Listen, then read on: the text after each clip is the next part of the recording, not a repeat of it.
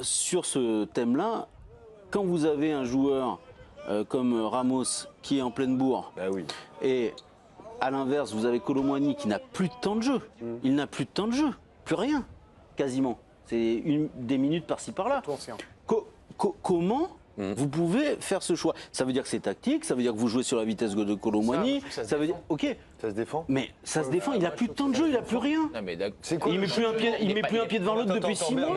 Le cheminement intellectuel Je comprends pas. et sportif qui t'amène à ne pas mettre un mec qui, à chaque fois qu'il rentre, est bon, Ramos. Et il marque.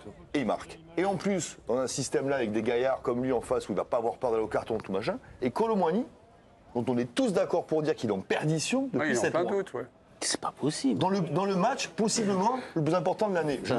Surtout dans un match. Je veux comprendre où est le côté rationnel là-dedans. Non, mais juste surtout dans un match Mais où, si vous l'avez, aidez-moi. Dortmund joue bas, et je trouve que Ramos, c'est quand même un joueur sur lequel tu peux t'appuyer dans l'axe. Enfin, quand même. Tu peux combiner, tu peux faire des 1-2.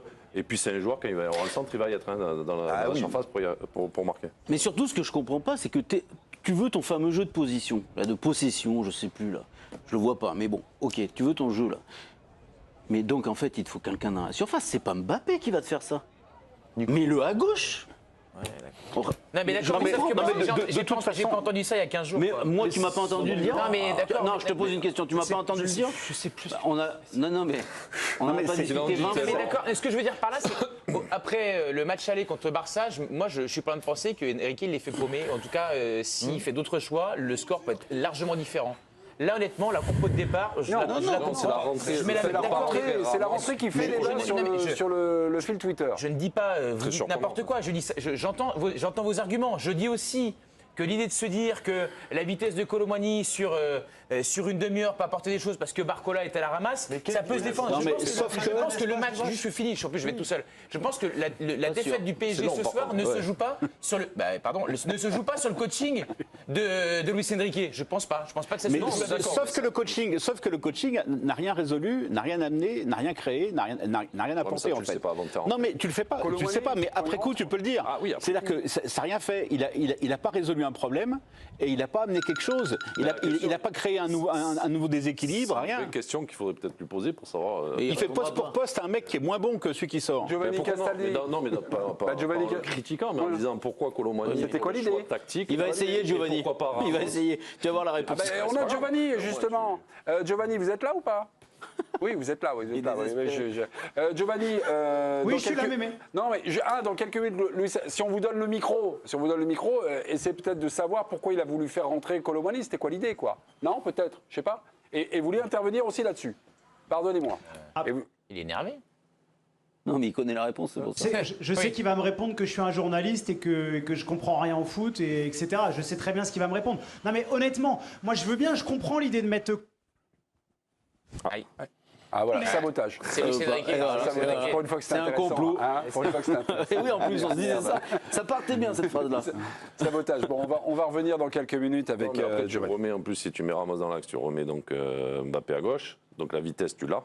Si c'est l'idée de rentrer Kolo Muani pour avoir de la vitesse, t'as Mbappé, tu peux le mettre à gauche. De toute façon, t'as pas d'espace. Donc, Non, mais tu ne les veux pas. Ce que je veux dire, c'est quand même, si c'est pour jouer en 4-2-3-1, comme il l'a fait à un moment, avec Zahir Emery côté droit, mais à ce moment-là, faire rentrer Kang In-lee, passe à 2, sort un milieu, passe à 2, au lieu de faire poste pour poste, Barcola et tout, passe à 2, et puis t'as un bon 4-2-3-1. Kang In-lee, il peut presser, il a un pied gauche, le faux pied est intéressant aussi, enfin, je sais pas. Mais après, moi, je rejoins Bertrand dans le sens où c'est pas ce changement peut-être. Ça aurait pu amener quelque chose de plus. Ça aurait pu faire un changement, c'est pour que ça change. Oui, non, mais je suis très surpris. Mais après, c'est l'ensemble de l'équipe. Oui, mais ça a un petit peu éteint quand même la bonne période parisienne.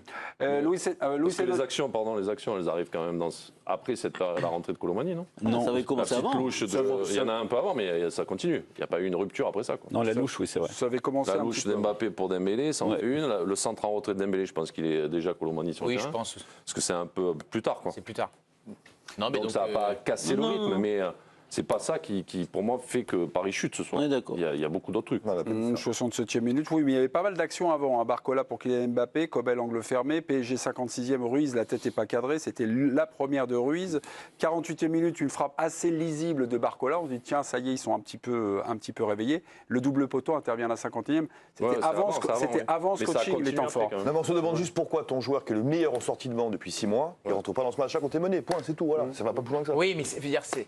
Y a pas Moi, ça me semble pas aussi majeur que ce que vous le dites sur. Non, mais c'est étonnant quand même. Non, mais c'est un fait de match. C'est un fait de match qui est important quand même. Bah, et pour moi, il est secondaire, mais. Non, c'est important. Bah, pour moi, c'est ça. Si pour vous, Ramos sur une demi-heure, il change le match, j'entends, mais. Il en a changé quelques-uns ces derniers temps. Il n'aura pas la réponse. Il en a changé quelques-uns ces derniers temps. Des ballons dans la surface, tu sais qu'il va y être. Ce qui est sûr, c'est que Kolo Muani, depuis la finale de la Coupe du Monde, il n'a pas changé le cours d'un match. Il marque des buts contre le Havre, ok. Non, mais Kolo, personne n'a remarqué ça. Il a mis plusieurs, mais en plus sur cette période-là. C'était pas en septembre. Et Kolo Muani en plus, il n'est pas très bien en ce moment. Donc c'est ce truc qu'on ne comprend pas en fait. Mais on n'aura sûrement pas la réponse. Mais c'est un coaching à la Luis Enrique. C'est j'ai raison, vous allez voir, je passe en forme. Non, mais il a ce côté-là un peu, le coaching un peu. Ça va passer. Après, j'imagine quand même qu'il croit. Enfin, oui. J'arrive pas à imaginer que ce soit juste toujours contre les gens. Il croit à ce qu'il fait.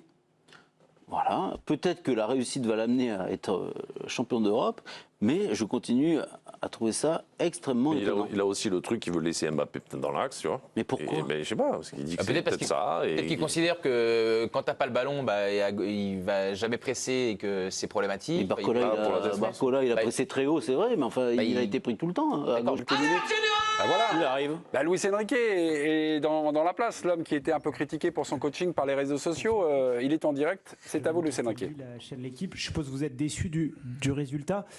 Petite question par rapport à votre coaching. Vous avez fait qu'un remplacement dans le jeu, hormis la blessure de Lucas avec Beraldo. Vous avez choisi de faire entrer Kolo Muani. Ça veut dire que vous étiez satisfait de ce que vous voyez sur le terrain. Et pourquoi, par exemple, ne pas avoir utilisé Gonzalo Ramos, qui semble en pleine possession de ses moyens actuellement? Merci. Buenas noches, bonsoir. Los entrenadores tomamos siempre decisiones en función de lo que consideramos que es mejor para nuestro equipo. Creo que antes de entrar en valorar los cambios, creo que se ha visto un partido igualado, con dos equipos que juegan bien a fútbol cuando tienen el balón y que es difícil quitarles el mismo. Creo que hemos generado los dos equipos muchas ocasiones de gol y que si antes del partido me dicen si firmaba tener tantas ocasiones de gol como en este partido lo hubiera firmado, pero esta vez el rival ha marcado un gol, nosotros no hemos sido capaces de marcar ninguna de las ocasiones y es un resultado que refleja la igualdad en el terreno de juego. Bon, les entraîneurs, nous prenons nos décisions en fonction de ce que nous considérons le mieux pour nos équipes. Avant d'aller juger les changements, je pense qu'il faudrait juger l'égalité qu'il y a eu dans le match. Ces deux équipes qui jouent très bien, surtout quand elles ont la balle. C'est difficile de prendre la balle aux deux équipes. Nous avons eu beaucoup de chance. Si on m'avait dit que j'allais avoir autant de chance, j'aurais déjà signé. La différence, c'est que l'adversaire a fait un but et nous n'avons pas fait. Mais je pense que le résultat montre l'égalité dans le match.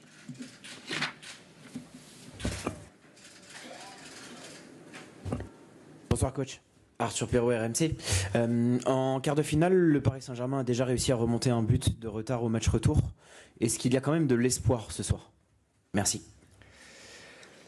Estoy seguro. Es la primera vez en la competición que el Dortmund va a jugar su segundo partido fuera de casa.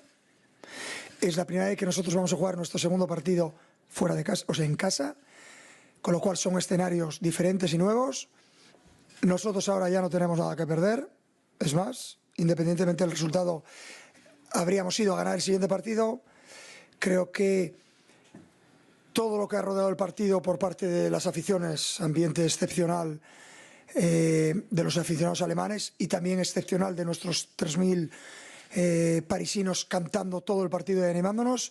En París será la inversa, estaremos respaldados por nuestro público y solo hay que pensar en recuperarse, en mejorar algunos aspectos del juego, pero repito, hubiera firmado generar el número de ocasiones que hemos generado y lo claras que han sido para marcar, pero luego hay que estar un poco más efectivos para conseguir otro resultado. será abierto como este partido, sin ninguna duda, y veremos qué versión damos. Je suis sûr que c'est la première fois que Borussia a joué dans cette compétition, va jouer le deuxième match, le match retour dans cette compétition à l'extérieur. Pour nous, ce sera la première fois qu'on va jouer le deuxième match à la maison. Donc c'est des scénarios totalement différents. Nous n'avons plus rien à perdre et on va aller chercher ce résultat. De toute façon, comme on allait le faire si le résultat avait été différent, on va essayer de gagner ce match. Je dois dire que l'atmosphère a été exceptionnelle de la part des fans et des supporters allemands et de nos 3000 Parisiens qui n'ont pas arrêté de chanter pendant tout le match. À Paris, ce sera le contraire. Maintenant, il faut bien penser à se récupérer et à s'améliorer quelques aspects du jeu. On doit être plus effectif, mais je pense que le match, ce sera un match ouvert. Voilà, Luis Enrique en conférence de presse, donc n'a pas fondamentalement répondu, mais on n'est pas surpris à la question de Giovanni Castaldi sur son coaching. Un coach fait ses choix donc pour améliorer l'équipe, c'est à peu près l'idée générale. 2-3 phrases que j'ai retenues. En fait, c'est un match avec des occasions manquées. Il les résume comme ça. C'est un peu ce que nous avait dit d'ailleurs Marquinhos et puis Achraf Hakimi. Et puis une phrase bizarre. Si j'avais su qu'on aurait autant d'occasions, j'aurais signé les deux mains. Oui, il est en roue libre, non? Ouais, non, mais il fait son boulot pour valoriser les choses positives de la soirée, parce qu'ils ont eu des occasions. Mais bon, c'est bon, on n'est pas... Luis Enrique, on a dit un petit peu plus que ça chez nos confrères de Canal, je crois, Romain. Oui, exactement. Il a parlé aussi d'un point tactique que l'on n'a pas encore abordé. Je pense qu'Ousmane Dembélé pouvait défendre sur Emre Can, d'où la position centrale de Dembélé, notamment en première mi-temps. On voulait garder la profondeur tout en surveillant Füllkrug. Je n'ai pas de nouvelles d'Hernandez. Le vestiaire est un peu affecté, mais on compte sur nos supporters. On n'a rien à perdre. Alors, la position d'Ousmane Dembélé, c'est une position, on va dire, offensive, mais alors défensive. C'est ce que révèle, en tout cas, Luis Enrique, nos confrères de Canal. Bah oui, on a vu dans le replacement qu'il se mettait plutôt dans l'axe. Alors ça a été vraiment très prégnant aussi en seconde période, parce que là, c'était aussi sur le plan offensif. Pour le coup, c'est un échec. Tu peux essayer, c'est intéressant au moins qu'ils le disent, mais pour le coup, ça n'a pas fonctionné. Ok. Bon. Sur le remplacement, le coaching de Randal Kolo Muani, on a fait le tour ou pas? Ouais. Ou il y a d'autres choses à ajouter? Non, mais lui, il n'a pas répondu, mais est-ce que vous avez des trucs? Parce que sinon, on va passer. Le tour aussi. On va passer à Mbappé. Ah bah tiens, on va noter Enrique. Ouais, on va noter Enrique. Vous lui mettez combien, Luis Enrique? 4, 5, moyen, 4. Pas fan de noter les entraîneurs. Mais... Ouais, mais il y a la note dans l'équipe parfois. Là, on a le petit truc comme ça. Tout le temps même. Ah oui, tout le temps. Oui, tout le temps, oui, parfois. Tout le temps. Non, mais ce qu'on peut lui reprocher, c'est quoi? Du coup, il y a Elsner qui est en tête, quoi. J'exagère. C'est pas avoir trop.